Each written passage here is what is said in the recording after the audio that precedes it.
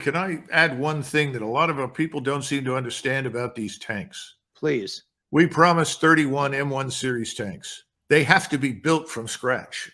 And people have said, well, why is that?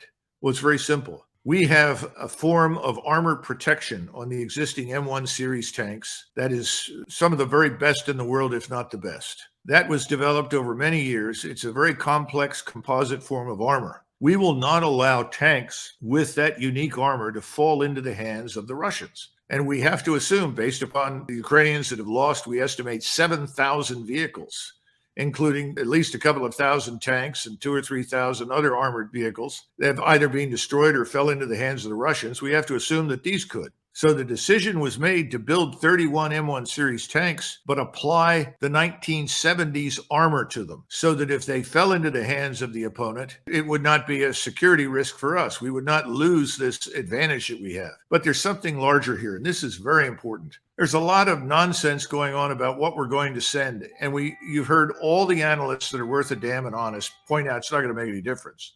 I think we're preparing an apology in advance. I think everybody in Washington in a few months is going to say, well, we did all we could. Look at all that we sent. We just couldn't make it happen.